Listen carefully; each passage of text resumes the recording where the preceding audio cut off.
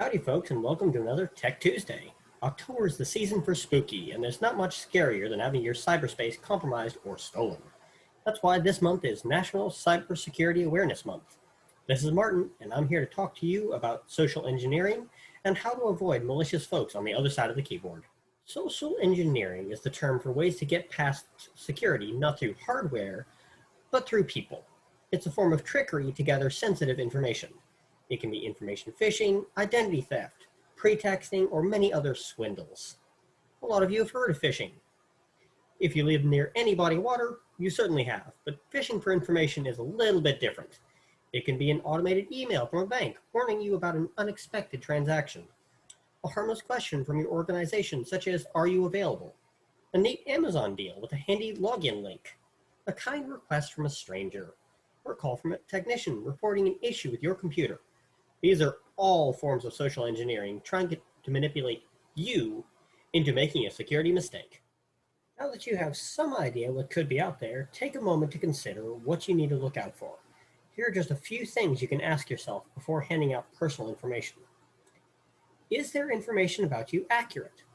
Take a look at the little details, particularly the simple things. Did they get your name right?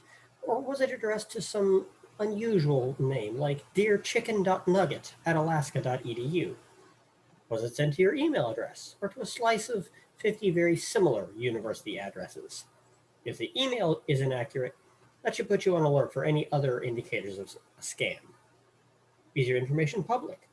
In a lot of cases, scammers can get just enough information to sound familiar. They may refer to you by name or title. They may call you professor or student. Sometimes this information is available in a public directory. Other times, an information breach. The email sounds legitimate, but it's just as dangerous as a generic letter. Are they using official channels? Let's say you receive a message from your instructor or a coworker, maybe your supervisor. They have a simple question, maybe a minor request. Think about it before you reply. Why would they send this message? Is your instructor using their official @alaska.edu email? Isn't that your boss across the room? Why did they ask you by email instead of just walking over?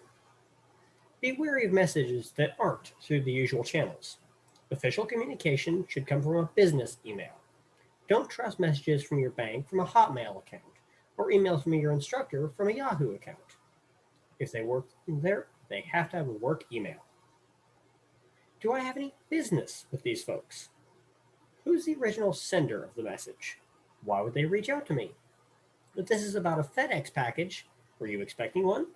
There's an issue with your Netflix account. Do you even have a Netflix account?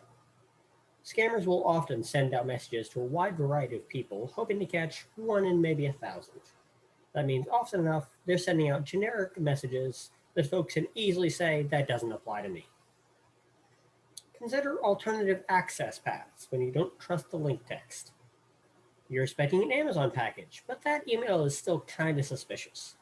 Look at the link. Is it an official Amazon link? Mouse over it and see if it actually goes where it says it does. Misleading text is a common element in phishing attempts. You also don't have to click those links. Instead, go straight to Amazon's website. It may take a little longer, but you can be sure it's secure.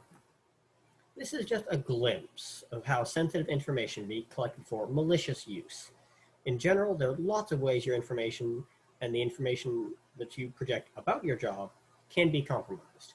That's why it's important for you to be aware of common strategies and stay cyber smart. Remember, verify that the sender and reply to email addresses are from the appropriate organization's accounts or a personal account you're familiar with. Don't click on links unless you are 100% sure beyond any reasonable doubt that you know exactly where you're going. Make sure you know who you're talking to before giving out any personal information about yourself or others. Contact your local IT help desk if you want to verify whether an email is legitimate or not. There you have it. There's this week's briefing on cybersecurity. Be sure to check out the training tab at alaska.edu/securitymatters to learn more about cybersecurity training opportunities this month.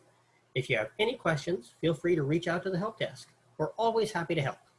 Until next time, do your part. Be cyber smart.